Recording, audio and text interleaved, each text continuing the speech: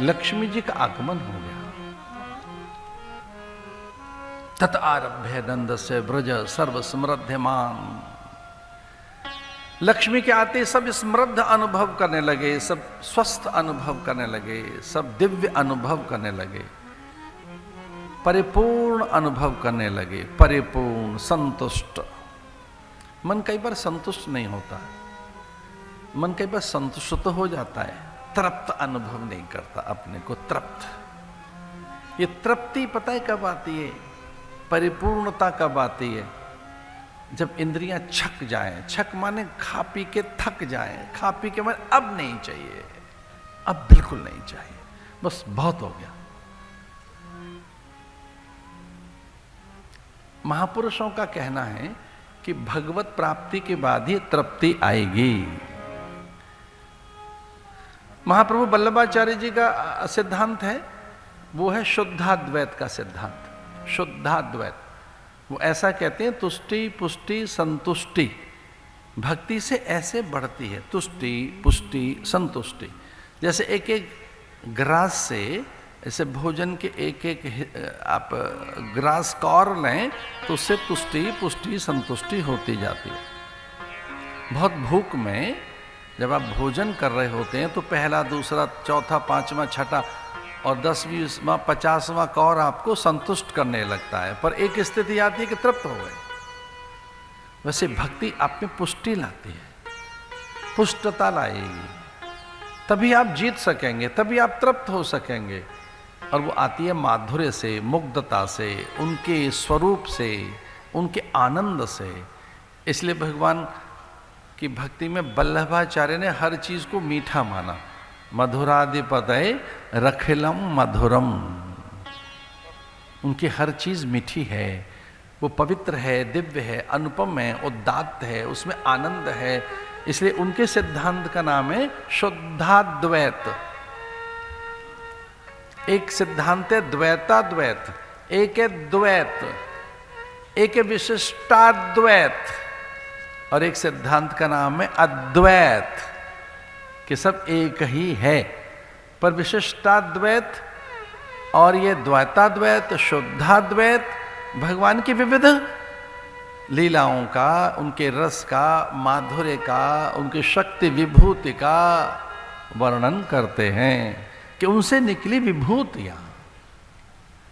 शुद्धाद्वैत कहता है कि चंद्र और चांदनी दोनों एक हैं, सूर्य उसकी किरणें दोनों एक हैं, वो धूप भी उसी से है।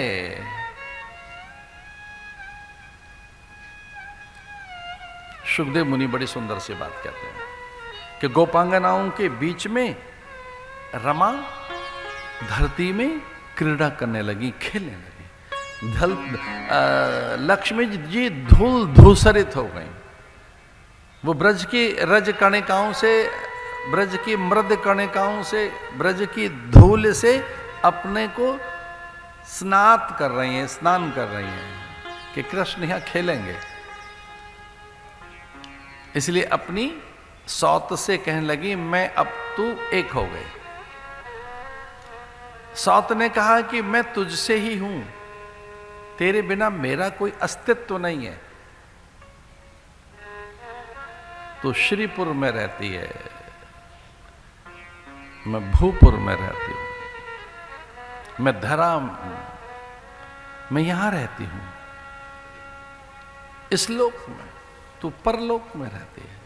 भगवान नारायण की दो पत्नियां हैं, भगवान विष्णु की दो पत्नियां। एक पत्नी का नाम है श्री देवी, उन्हें लक्ष्मी कहते हैं।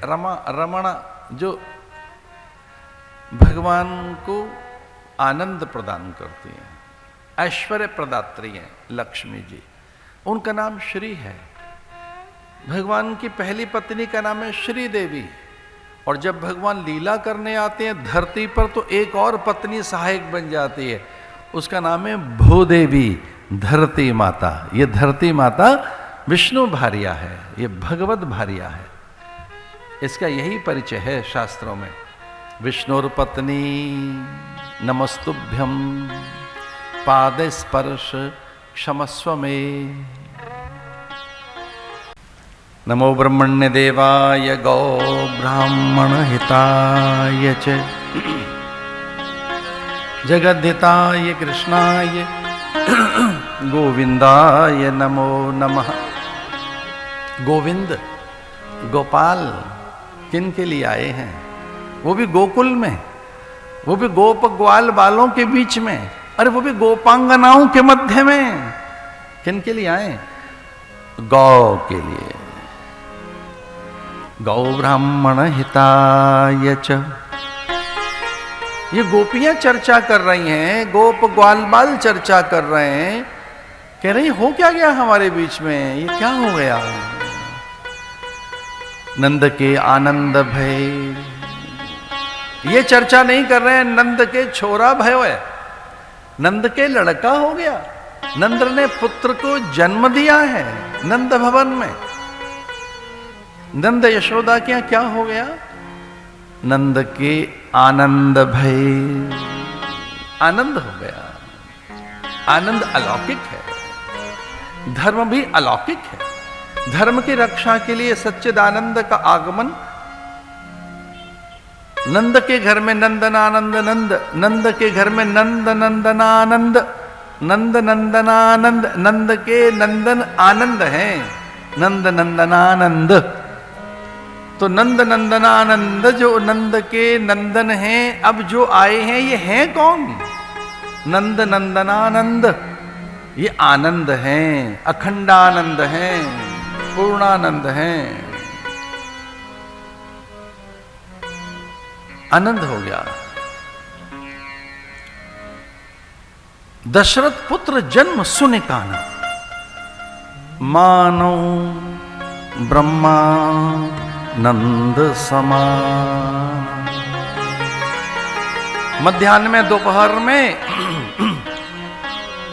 बार बार अपना उत्तर ये संभालते हैं, मोतियों की माला सहेजते हैं। कभी देखते हैं जो थालों में रत्न रखे हैं, मूंगे, माणिक्य, पन्ना, पुखराज, हीरे, महंगे महंगे मोती, स्वर्ण भरे हुए थाल। वो बार बार वहां तक जाते हैं, कोई कान में आकर अनुचरी कहे कि पुत्र हो गया, कोई बताए तो सही कि अब पुत्र हो गया है। क्योंकि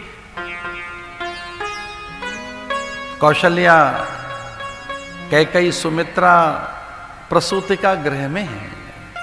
अभी थाली की आवाज नहीं आई, थाली बजने की, घंटी बजने की, शंख बजने की, घड़ियाल, मृदंग, शहनाई, ढोलक, और सहसा अचानक ही ये सारे के सारे स्वर एक साथ कानों में सुनाई दिए। थाली बजी, ढोल नगाड़ा बजा कि तुरई और शंखनाद होने लगा। अनुचरियां दौड़ते हुए आई, मंगलगान करते हुए अनुचरियां, दासियां, और दशरथ के सामने नाचने लगी। पुत्र हो गया, पुत्र हो गया, पुत्र हो गया, दशरथ आपको बेटा हो गया है। उन्हें क्या हो गया है? रामायण कहती है उनको क्या हो गया है। वो तो कह रही है बेटा हो गया है, पर दशरथ को क्या हो गया? दशरथ पुत्र जन्म सुनिकाना, मानव ब्रह्मा नंद समाना। उन्हें लगा ब्रह्मानंद आ गया, खंडानंद, पूर्णानंद, नित्यानंद, मुक्तानंद आ गया।